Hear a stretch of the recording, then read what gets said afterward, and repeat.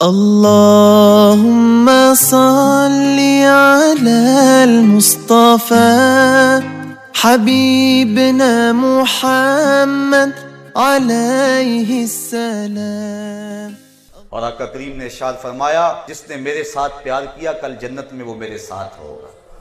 آئیے حضرت زید بن حارثہ رضی اللہ تعالیٰ عنہ کی کہانی سنیں۔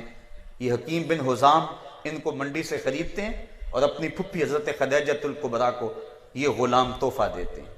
جب سیدہ خدیجہ کا حضور سے نکاح ہوتا ہے تو وہ باقی سب کچھ جس طرح حضور کے ہاتھوں میں دے دیتی ہیں، عرض کرتی ہیں یہ مال میرا نہیں آپ کا ہے۔ وہ غلام بھی حضور کو دے دیا، آقا کریم نے آزاد کر لیا۔ زید بن حارثہ کا باپ حارثہ اپنے بیٹے کو کریا بستی بستی تلاش کرتا پھرتا ہے، بوڑھا ہو گیا، بیٹے کو ڈھونڈتا۔ زمانہ جاہلیت میں لوگ کعبۃ اللہ میں حج کے لیے آیا کرتے تھے، کوئی قافلہ اس کے علاقے سے آیا، انہوں نے پہچانا اور جا کے بتایا۔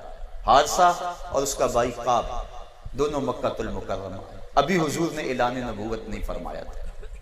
کہا سنا ہے ہمارا بیٹا آپ کے پاس ہے، آپ جو فدیہ لینا چاہیں ہم دے دیتے ہیں، آپ ہمارا بیٹا ہمارے سپرد کر دیں۔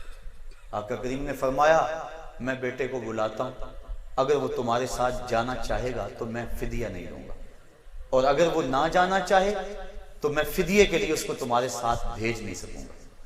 انہوں نے کہا ٹھیک ہے بلاؤ۔ انہیں پتا تھا بیٹا آئے گا، بچھڑے ہوئے باپ کو دیکھے گا، لپٹ جائے گا اور میرے ساتھ روانہ ہو جائے گا۔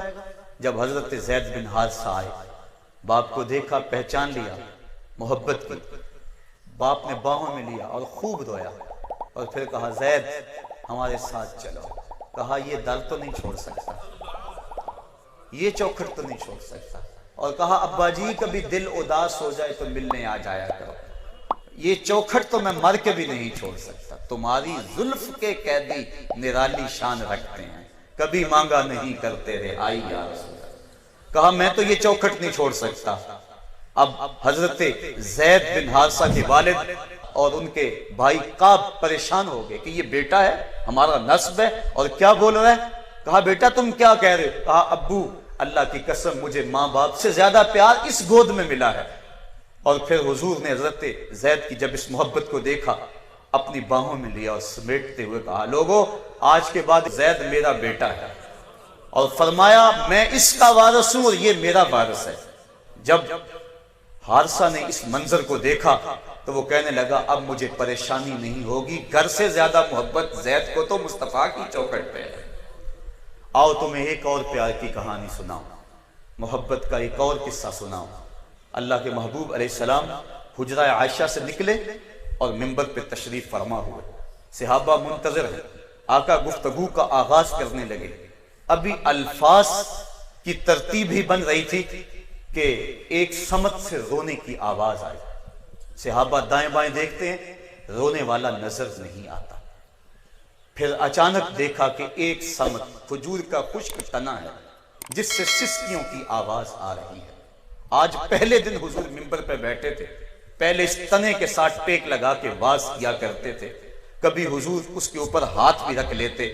آج کسی انصاری نے منبر بنایا کہ حضور لوگ زیادہ ہو گئے، آپ منبر پہ بیٹھ جایا کریں، تنے کو اٹھا کے ایک سمت رکھ دیا اور حضور کے لیے منبر بچھا دیا۔ آقا حجرہ سے نکلے، راستے میں تنا پڑا تھا، اس کے قریب سے گزر کے آپ منبر پہ بیٹھ گئے۔